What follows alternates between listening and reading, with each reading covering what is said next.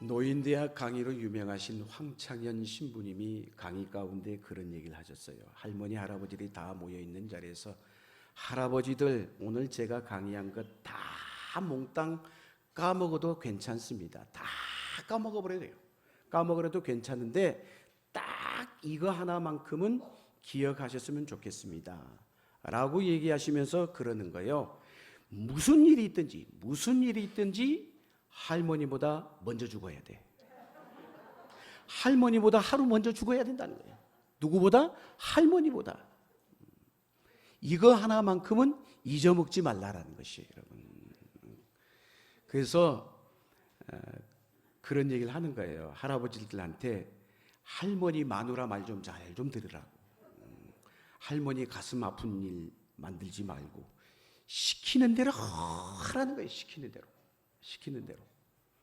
제가 왜 이 이야기를 하느냐 하면은 오늘 우리가 에베소서의 말씀을 우리가 하고 있는데 에베소서의 말씀은 교리적인 딱딱한 설교예요. 그러다 보면 자칫 잘못해서 설교를 듣는 중간에 말씀을 잊어버리고 자칫 잘못하다가는 졸음에 빠지기 쉬워요, 여러분. 그렇기 때문에 제가 다 잊어버려도 뭐만큼은 잊어버리지 말라. 오늘 말씀의 제목을 다시 한번 읽읍시다. 말씀의 제목 시작. 복음의 장벽을 허무신 예수님. 다 잊어버려도 되는데 말씀의 제목만큼은 여러분 머리에 가슴에 새겨지기를 주의 이름으로 축복합니다.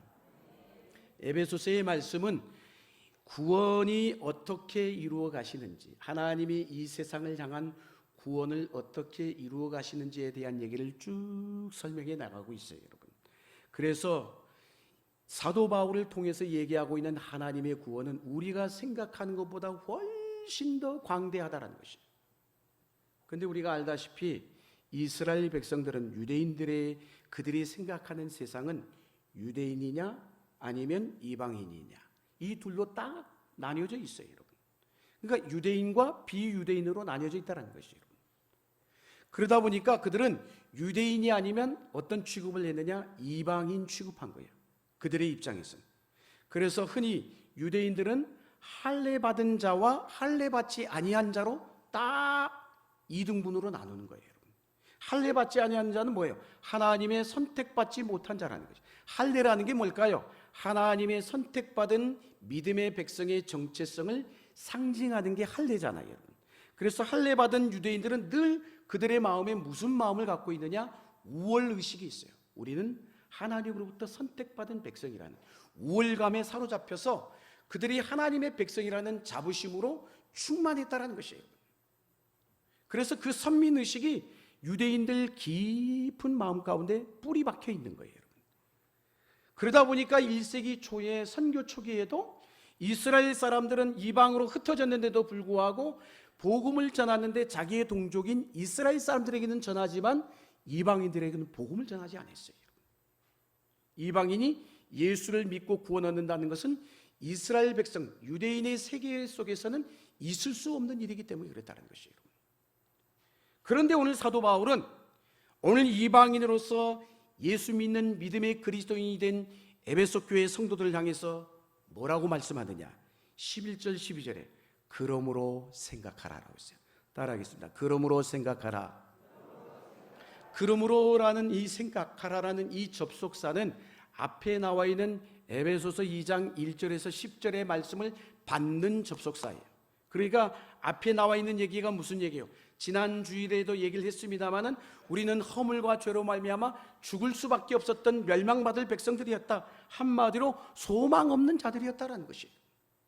전적으로. 그런데 우리가 하나님의 은혜로 구원을 얻었다라고 얘기하고 있어요.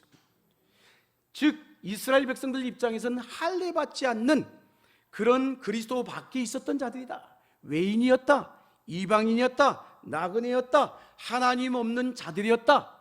그런 우리를 전적인 하나님의 은혜로 구원받은 백성이 되었다는 거예요. 그러니까 이제 그 얘기를 뭐라고 설명하고 있어요? 그러므로 너희는 생각하라. 그렇게 밖에 있었던, 정말 하나님하고 정말 몰랐던 자들인데 이제는 어떻게 되었다는 거예요? 그러므로 생각하라. 13절 말씀이에요. 13절 말씀 같이 한번 읽겠습니다. 시작.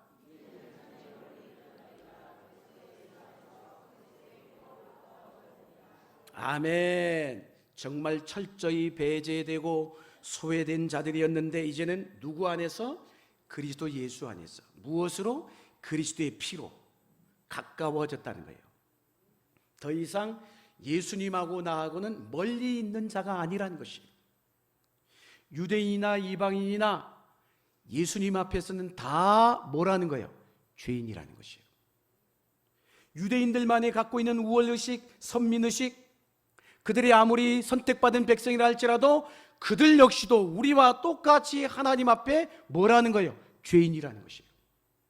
그리스도의 피로 용서받아야 될 존재라는 것이에요.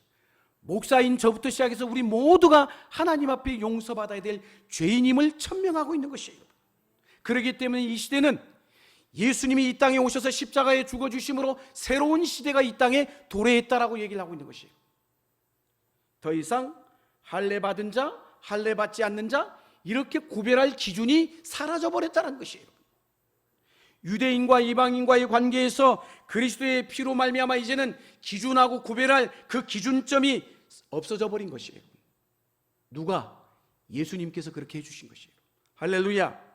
그래서 하나님과 우리와 가까워지게 하는 길은 할례가 아니라 뭐라는 것이에요? 그리스도의 피라는 것이에요. 믿으십니까? 그리스도의 죽으심으로 그 단 한 번의 십자가의 죽으심의 사건이 아무것도 아닌 것이 아니라 영원한 우리의 속죄의 제물이 되어서, 그것도 완벽한 제물이 되셔서 우리를 영원한 멸망, 죄악 속에서 우리를 건져 주셨다는 것이에요. 그 길을 열어주신 것이에요. 그리스도의 십자가는 그래서 이방인과 유대인 사이에 가로막고 있었던 그 담을 예수님의 피로 허물어 버린 것이에요. 그동안 분리되었던 적대 관계에 있었던 모든 것들이 예수님 안에서 화평의 길을 열어주신 것이에요. 화해의 시대가 열렸다는 것이에요. 그걸 말씀하고 있죠. 14절 말씀 같이 한번 읽겠습니다. 시작.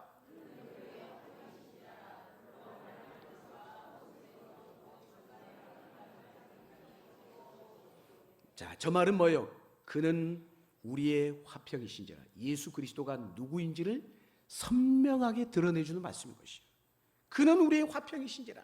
즉 둘로 나뉘어진 것을 하나로 만드셨는데 누가? 그리스도께서 하셨다는 것이에요. 여러분, 지금도 예루살렘 성전에 가보면 예루살렘 성전은요 어마어마한 규모를 자랑하고 있어요. 그 성전 안에 지금도 유대인과 이방인이 들어갈 수 있는 공간이 엄격히 구분되어 있어요. 구약시대는 더 그랬다는 거예요. 그래서 이방인의 뜰, 유대인의 뜰 이렇게 나뉘어져 있었어요. 들어가는 문도 달랐어요. 그곳에는 심지어 어느 정도냐, 이 언약을 어기게 되면, 이 규정을 어기게 되면 죽을 수도 있다라는 그런 규정까지, 간판까지 세워놨어요. 거대한 담벽을 이렇게 세워놓고 경계선을 그어놓고 접근할 수 없게 만든 거예요, 여러분. 그 담을 두고 유대인과 이방인 사이에 결국은 철저히 편견과 차별이 있었던 것이죠. 그런데 이제 그리스도께서 십자가의 능력으로 화해의 물길을 터주신 것이에요. 유대인과 이방인의 문제로 끝나지 않고 이 문제가 이제는 온 인류에게까지 확장된 것이에요.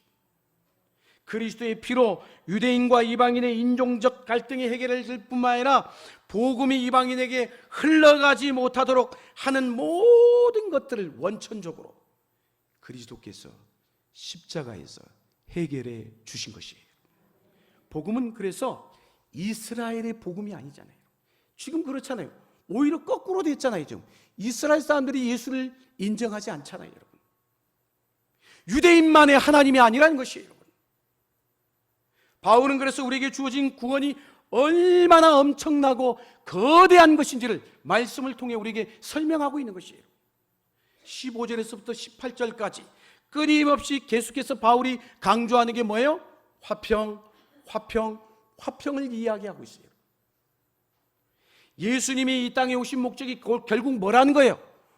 둘로 나뉘어진 이 세상의 분열과 다툼과 갈등으로 나뉘어진 이 세상을 화평케 하시기 위해서 오셨다라고 말씀하고 있는 거예요. 할렐루야. 그런데도 이 세상은 인간이 살아가는 구석구석을 들여다보면 뭐예요? 여전히 차별이 있음을 보게 됩니다. 오늘날 서구와 비서구로 우리가 나누잖아요. 나도 모르게 동양인이 나도 그렇게 입술에서 그렇게 나올 때가 있어요. 서구 사회, 비서구 사회. 미국과 유럽에 속한 나라들, 거기는 서구 사회고 아닌 나라는 비서구 사회라고 이렇게 우리가 나눕니다, 여러분. 여기에는 무엇이 있어요? 서구 중심적인 우월주의가 들어있는 것이에요. 미국 안에는 여전히 링컨 대통령에 의해서 노예가 해방되었지만 여전히 이 흑인과 백인의 갈등 문제는 여전히 존재하고 있잖아요. 여전히 미국이라는 나라는 다민족 국가임에도 불구하고 여전히 흑백 간의 갈등, 여러 가지 인종 간의 갈등이 여전히 그들 가운데 존재하고 있어요. 누가 더 우월할까? 그걸 피부색으로 갈라놔. 피부색으로. 그 피부색으로 판단하는 문제가 아님에도 불구하고 여전히 미국의 현실에는 차별이 존재하고 있다는 것이에요. 오늘날 곳곳에서 민족 간의 인종 간의 갈등이 일어나고 있어요. 우리가 세상에서 목격하는 것 중에 하나가 뭐예요? 여전히 분열이 있어요. 여전히 다툼이 있어요. 갈등이 있어요, 여러분. 어디에나 분열의 아픔이 있다는 것이에요. 분열은 어디서부터 시작이 됐을까요? 에덴 동산에서부터 시작이 된 거예요. 하나님과 인간이 분열이 되었고 사람과 아담과 하와가 나뉘어졌고 결국은 사람과 자연이 나뉘어지는 분열의 역사가 시작이 된 게 인류의 시작인 것이에요. 심지어는 형제인 가인과 아벨의 갈등으로 결국은 살인으로까지 이어지잖아요. 사람들이 모인 곳은 이처럼 분열과 갈등이 끊임없이 일어나고 있어요. 이 나라 이 민족도 마찬가지잖아요. 엄청난 갈등과 다툼이 있어요, 여전히. 인간이 가장 그래서 잘하지 못하는 게 중에 하나가 뭔지 아세요? 하나됨이 하나됨.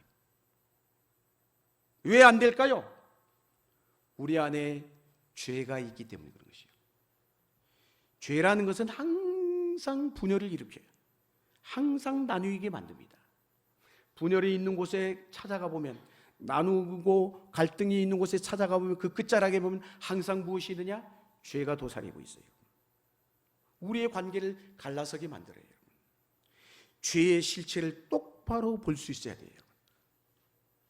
이방인인가 유대인인가, 할례를 받은 자인가 받지 않는 자인가, 무엇인가 자꾸 우리도 나에게 구별점을 찾으려고 해요. 나는 너보다 좀 나아, 나는 이래서 너보다 좀 괜찮아. 이렇게 자꾸 우리 인간의 내면 속에는 자꾸 우월하는, 좀 낫다라는 이런 죄악이 우리 안에 여전히 우리 안에 팽배해 있다는 것이에요. 그러다 보니까 다투이고 나누이고 갈등이 있는 것이에요. 바울은 그래서 오늘 이 시대뿐만 아니라 사도 바울이 오늘 본문에 기록하고 있는 에베소 교회를 향해서 편지를 쓰면서 에베소 교회 안에도 뭐가 유대인과 이방인 사이에 갈등이 있었음을 보여주고 있는 것이에요. 바울은 지금 화해와 하나됨의 길을 제시하고 있는 것이에요.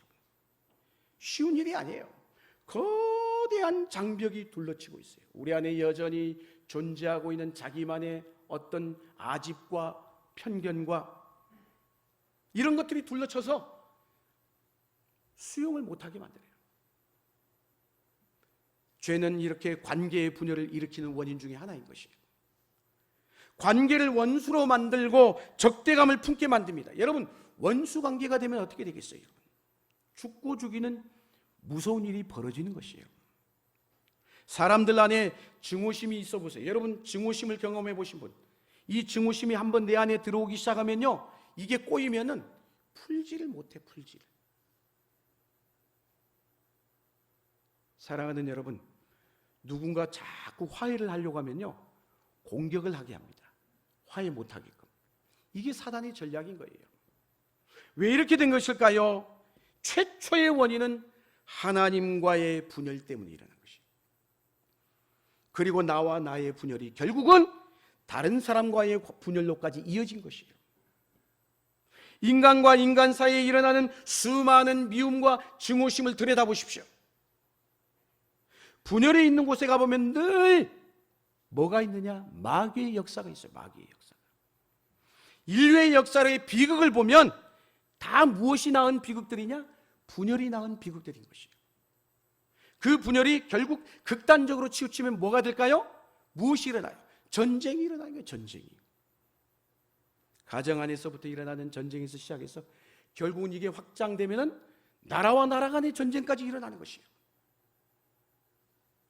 세상은 이처럼 갈등과 분열의 역사인 것입니다. 지금도 크고 작은 전쟁이 곳곳에서 일어나고 있잖아요. 그리스도가 오신 목적은 그런데 뭐예요? 나뉘어진 갈등과 분열이 있는 이곳에 하나됨을 이루기 위해서 오신 것이에요. 죄가 벽을 높이 쌓는 것이라면 그리스도께서는 그 벽을 허무시기 위해서 이 땅에 오셨다는 것이에요. 우리 사회 안에도 다양한 편견과 차별이 있어요. 지역 간에, 남녀 간에, 세대 간의 차별이 있어요. 오늘날 한국 사회는 갈등 사회이고 그 안에는 굉장한 편견이 도사리고 있어요. 우리나라가 언제부터인가? 남자들은 모이면 이렇게 정치 얘기를 하기가 쉬운데 정치 얘기 꺼내면 그날부터 전쟁인 거예요. 심각한 거예요. 예수 그리스도의 이름으로 모인 교회는 그리스도보다 더 강조되면 안 되는 것이에요. 우리가 모이면 뭐가 강조돼야 돼요? 그리스도가 강조돼야 되는 것이에요. 왜 그리스도 외에 다른 얘기를 하십니까? 그러니까 분열이 일어나는 거예요. 그러니까 갈등이 일어나는 거예요. 무슨 얘기일까요? 복음을 놓치는 순간 교회는 혼란에 빠지게 되어 있는 것이에요. 예수 믿는 사람들이 모인 곳에는 그래서 어떤 특권층도 없어야 되는 것이에요. 소외계층과 기득권층이 만들어지면 안 되는 거예요. 그때부터는 교회는 멸망길로 가는 것이에요. 교회사를 보면 한국 교회 안에도 의미 있는 일이 일어났었어요. 양반과 종, 머슴을 엄격하게 구별하던 옛날 우리 시절이 있었잖아요. 그때는 천민 중에 천민으로 취급받았던 계층이 뭐예요? 푸주간에서 고기를 잡는 백정이라는 게 있었잖아요. 백정. 그 백정인 가운데 박성춘이라는 사람이 있어요. 이 박성춘 사람이 어느 날 중병에 걸려가지고 죽어가던 중이었어요. 그런데 무어라는 선교사님을 통해서 제중원의 에비슨 의사의 손길을 통하여 치료를 받았어요. 그래가지고 죽을 병에서 살아난 거예요. 살아난 거예요. 이를 계기로 박성춘 이분이 무어 선교사님이 다니는 교회를 출석하게 되었는데, 그런데 이 교회는 어떤 교회냐? 당시에 양반들만 다니는 교회예요. 양반들만. 백정과 그래서 함께 우리는 예배를 도저히 드릴 수 없다라고 해가지고 무어 선교사님이 찾아가가지고 따졌어요. 따지니까 무어 선교사님이 뭐라고 하느냐? 하나님 앞에서 인간은 다 평등하다. 그렇게 일축해버린 거예요. 그 일로 결국은 양반들은 따로 나가가지고 자기들만의 교회를 세웠어요. 그런데 남아있던 박성춘은 백정을 사람처럼 대접해주는 종교를 만난 것에 대해서 너무너무 감동을 받았다는 것이에요. 그래가지고 이 사람이 계속해서 열심히 전도하고 교회는 계속해서 성장하고, 그래가지고 오늘 이 시대에 서울에 가면 그 박성춘 씨가 다니던 교회가 승동교회예요. 여러분. 기회가 되면은 언제 선교 유적지 탐방을 가게 되면 거기에 가면 은혜가 충만할 것입니다. 그런데 놀라운 일이 있었어요. 이 승동교회에서 처음 장로를 뽑았는데, 장로 투표를 하는데 세상의 양반 출신을 누리고 박성춘 씨가 초대 장로로 뽑힌 거예요. 할렐루야. 어떻게 이럴 수 있어요? 복음만이 그렇게 가능하게 하는 거예요. 복음만이 그렇게 한 거예요. 양반과 종은 세상에서 함께 할 수 없는 당시의 관계였어요. 그러나 뭘 보여준 거예요? 교회는 다르다. 이걸 보여준 것이에요. 교회는 이런 곳이에요. 복음으로 인해 반목과 갈등의 관계가 뒤집어지는 역사가 일어난 거예요. 여러분. 사랑하는 성도 여러분, 그리스도의 이름으로 모인 곳에는 차별이 없어야 정상인 것이에요. 세상에서 차별을 경험했던 사람이 교회 안에 들어오면 환대받아야 되는 것이에요. 그게 교회인 것이에요. 세상을 보면 여전히 배제와 차별이 가득하고 계층 간의 갈등이 심화되어 가고 있습니다. 어디서나 소외계층이 생겨요, 여러분. 복음이 약해지면 자꾸, 죄송하지만 교회 안에서 그런 일이 일어나. 복음을 얘기해야 되고 예수를 얘기해야 되고 그리스도를 얘기해야 되는데 뭐 프로그램 얘기하고 이러자 저러자 먹자 놀자, 그러면은 싸움이 일어나고 다툼이 일어나고 갈등이 일어날 수밖에 없어요. 항상 복음이 강화되는 교회가 돼야 돼요. 배타성이 드러나고 복음이 약화되면요, 차별성이 나타나게 돼 있어요. 매우 폐쇄적인 공동체가 될 수밖에 없다는 것이에요, 여러분. 그러나 복음이 강력한 교회는 그런 것들이 사라지게 돼 있다는 것이에요.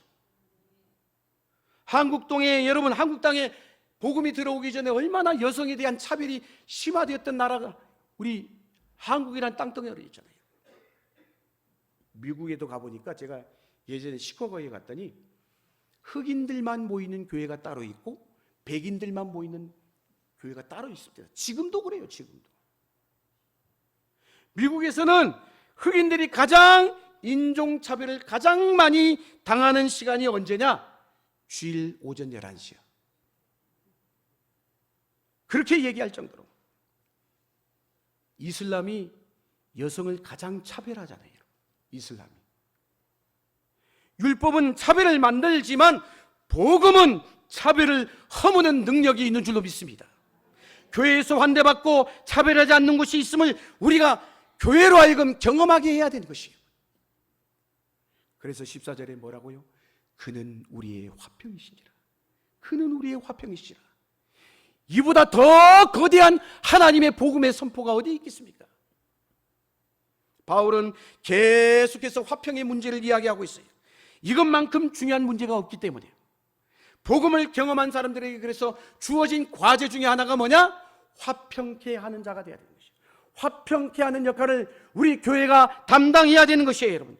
그리스도를 알지 못하는 사람에게는 당연히 화평이 불가하겠죠. 세상에 하는 일은 뭘까요? 늘 적대적인 관계를 만드는 것이에요. 너 죽고 나 살자는 것이에요. 세상은 여전히 배제와 소외의 역사인 것입니다. 거기에 갈등의 구조가 일어나서 그 갈등의 구조가 깊어지면 분쟁이 일어나고 전쟁이 일어나고 마침내 살육국이 벌어지는 것이에요, 여러분. 사랑하는 여러분, 성경은 마지막 날 나라와 나라 간의 전쟁이 빈번해질 것이라고 말씀하고 있죠. 화평은 오직 그래서 복음 안에서 하나님의 능력을 의지할 때만이 가능한 것이에요. 그리스도인들은 그래서 이 벽을 허물어뜨리는 존재가 되어야 되는 것이에요. 분열과 갈등의 대립의 한가운데 들어가서 화해하는 역할을 감당하시기를 주의 이름으로 축복합니다. 각종 편견과 격차에서 만들어진 갈등의 그 문제를 해결하는 역할을 우리가 감당해야 되는 것이에요. 죄성은 배타적인 사람을 만들어내게 돼 있어요. 늘 자기만 옳다라는 거예요. 선악과를 따먹은 인간이 어땠어요? 자꾸 선악을 분별하려고 했잖아요. 서로를 분별하는 순간 결국 전쟁이 일어나는 것이죠. 분별은 누구만이 할까요? 하나님만이 하시는 것이에요. 참된 심판은 우리 몫이 아니라 하나님의 몫이라는 것이에요. 근데 왜 우리가 자꾸 갈라놓고 심판하고 지적합니까? 어떤 사람은 만늘만말해. 그 사람 말을 들어보면 참 똑똑하기 그지없어. 옳은 말을 매번 해요. 틀린 말이 하나도 없어. 그런데 그 사람을 가만히 들여다보면 여전히 매정하고 사랑이 없고 자비가 없어. 냉정하기 짝이 없어요. 그리고 판단하면서 사람과 사람 사이를 갈라놔요. 분열을 조장하는 것이죠, 여러분. 사랑하는 성도 여러분, 옳은 말을 하는 것보다 더 중요한 게 뭐냐? 복음의 말을 하는 것이에요. 복음은 살리는 것이고 우리를 하나 되게 만들기 때문에 그런 것이에요. 할렐루야. 그래서 바울은 하나님의 나라를 소개하고 있어요. 어떤 나라? 하나님의 나라. 19절 말씀이에요. 같이 한번 읽겠습니다. 시작.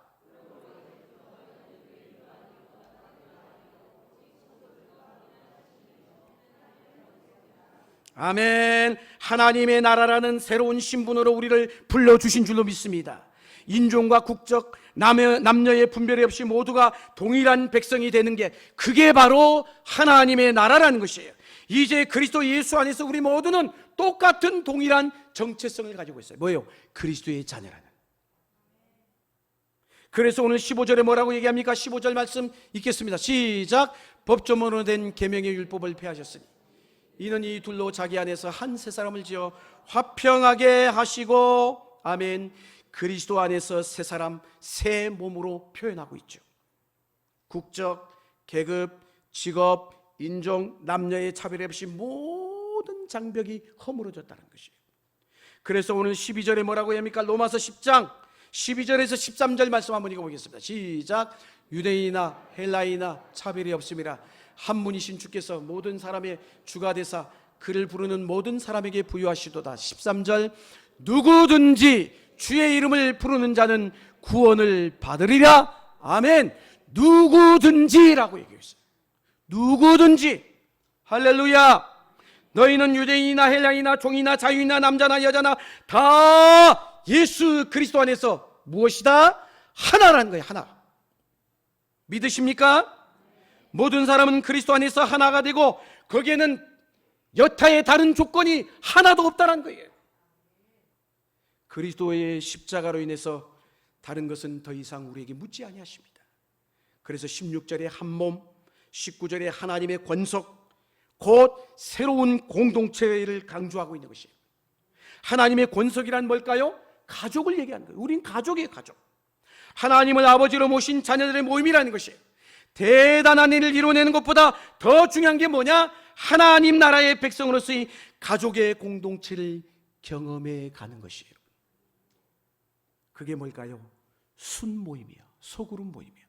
소그룹 모임 안에 모이다 보면은 나와 성격도 다르고 마음도 다르고 생각하는 것도 다르고 내 마음에 안 들 수도 있어요. 그러나 그리스도 안에서 그 사람을 붙여주셨기 때문에 나 같은 자도 허물과 죄로 말미암아 멸망받을 수밖에 없는 나를 예수 그리스도의 피로 당신의 자녀로 삼아주신 것처럼 그 사랑으로 그를 포용하고 수용하는 믿음의 공동체가 될 때 그 순모임이야말로 우리의 육체의 가족보다 훨씬 더 아름다운 믿음의 공동체가 되는 기쁨을 이루게 될 줄로 믿습니다.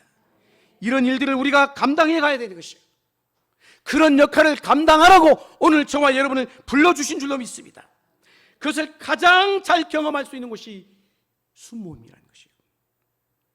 특정한 부류들만 모이게 하고 다른 상류의 사람들을 배척해서 밀어낸다면 그거는 그리스도의 교회가 아닌 것이에요. 여러분. 비슷한 수준의 사람끼리 모이면 어때요? 편안하잖아요. 편안해요. 그러나 교회는 다릅니다. 비슷한 사람이 안 모일수도 편안해야 되는 것이에요. 세상에서 품어내지 못하는 사람을 교회는 품어낼 수 있어야 되는 것이에요. 교회는 새로운 사회, 새로운 공동체이기 때문에 모든 것을 다 녹여내는 용광로와 같아야 되는 것이에요. 아무리 뿌리 깊은 갈등이라도 처리할 수 있어야 되는 것이에요. 여러분. 복음의 진가를 우리 공동체에서 드러내야 되는 것이에요. 그리스도가 하신 일이 뭐예요? 우리를 화평케 하신 것이에요. 우리는 그래서 이 화평하게 하는 일에 힘써야 되는 것이에요. 관계를 단절시키는 일이 아니라 언제나 연결시키는 일에 힘쓰시길 주의 이름으로 축복합니다. 우리는 그래서 항상 복음을 생각해야 돼요. 십자가의 원리를 붙잡고 살아가야 되는 것이에요.